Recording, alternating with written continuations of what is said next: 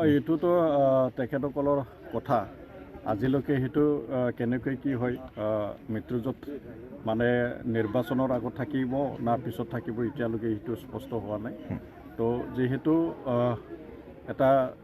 ৰাজনীতি দল এই ৰাজনীতি দল সদায় মানে নিৰ্বাচনত অংশগ্ৰহণ কৰাই হৈছে মূল উদ্দেশ্য হয় আৰু সেই উদ্দেশ্যক ৰাখিয়ে নিশ্চয় অকল ইয়াত বিজেপি দল নহয় ইয়াত বিভিন্ন দলো ইয়াত নিশ্চয় যি নিজৰ যি এটা মানে নিজৰ যি এটা এক্টিভিটিছ এই এক্টিভিটিছবিলাক কৰাটো আমি দেখিবলৈ পাইছোঁ কিন্তু শেহতীয়াকৈ যি এটা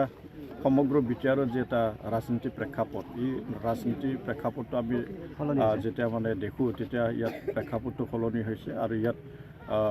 প্ৰমোদ বড়ো নেতৃত্বাধীন যি UPPL এই UPPLে ইয়াত পৰৱৰ্তী সময়তো ৰাইজৰ আশীৰ্বাদ লৈ ৰাইজৰ সহযোগত নিশ্চয় বৰ্তমান শেহতীয়া যি BPFৰ স্থিতি যিটো মানে সেই স্থিতিটো তেখেতে মানে গণ্য কৰি মানে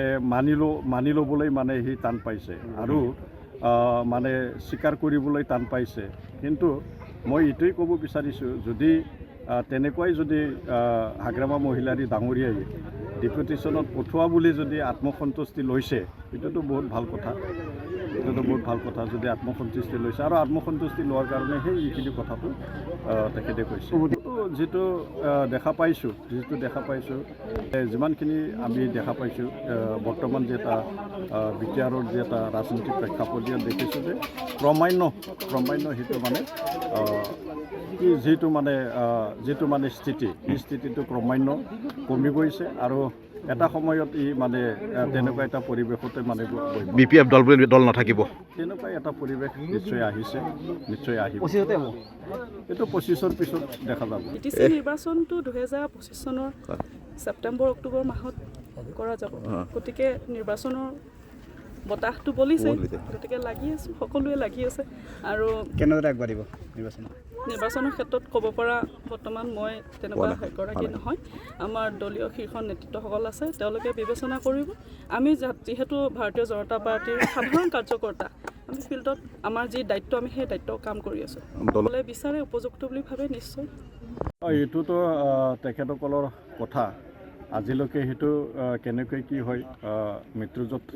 মানে নিৰ্বাচনৰ আগত থাকিব না পিছত থাকিব এতিয়ালৈকে সেইটো স্পষ্ট হোৱা নাই তো যিহেতু এটা ৰাজনীতি দল এই ৰাজনীতি দল সদায় মানে নিৰ্বাচনত অংশগ্ৰহণ কৰাই হৈছে মূল উদ্দেশ্য হয় আৰু সেই উদ্দেশ্যক ৰাখিয়ে নিশ্চয় অকল ইয়াত বিজেপি দল নহয় ইয়াত বিভিন্ন দলো ইয়াত নিশ্চয় যি নিজৰ যি এটা নিজৰ যি এটা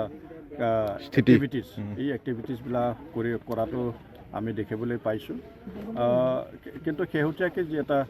সমগ্ৰ বিচাৰৰ যি এটা ৰাজনীতি প্ৰেক্ষাপট এই ৰাজনীতি প্ৰেক্ষাপটটো আমি যেতিয়া মানে দেখোঁ তেতিয়া ইয়াত প্ৰেক্ষাপটটো সলনি হৈছে আৰু ইয়াত প্ৰমোদ বড়ো নেতৃত্বাধীন যি UPPL এই UPPLে ইয়াত পৰৱৰ্তী সময়তো ৰাইজৰ আশীৰ্বাদ লৈ ৰাইজৰ সহযোগত নিশ্চয় বৰ্তমান শেহতীয়া যি BPFৰ স্থিতি যিটো মানে সেই স্থিতিটো তেখেতে মানে গণ্য কৰি মানে মানি ল'বলৈ মানে সি টান পাইছে আৰু মানে স্বীকাৰ কৰিবলৈ টান পাইছে কিন্তু মই এইটোৱেই ক'ব বিচাৰিছোঁ যদি তেনেকুৱাই যদি হাগ্ৰামা মহিলাৰী ডাঙৰীয়াই ডেপুটেশ্যনত পঠোৱা বুলি যদি আত্মসন্তুষ্টি লৈছে এইটোতো বহুত ভাল কথা যদি আত্মসন্তুষ্টি লৈছে আৰু আত্মসন্তুষ্টি লোৱাৰ কাৰণে এইখিনি কথাটো তেখেতে কৈছে যিটো দেখা পাইছোঁ যিমানখিনি আমি দেখা পাইছোঁ বৰ্তমান যে এটা বিটিআৰৰ যে এটা ৰাজনীতি প্ৰেক্ষাপট ইয়াত দেখিছোঁ যে ক্ৰমান্বয়ে সেইটো মানে যিটো মানে স্থিতি এই স্থিতিটো ক্ৰমান্বয়ে কমি গৈছে আৰু এটা সময়ত ই মানে তেনেকুৱা এটা পৰিৱেশতে মানে BPF দল বুলি দল নাথাকিব তেনেকুৱা এটা পৰিৱেশ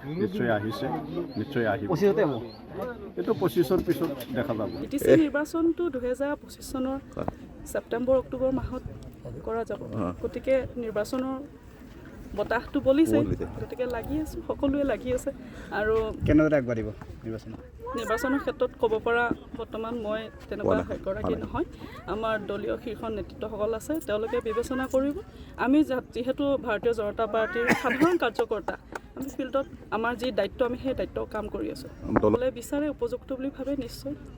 যিকোনো খবৰৰ বাবে যোগাযোগ কৰক 7099017330 লগতে 7099017110 নম্বৰত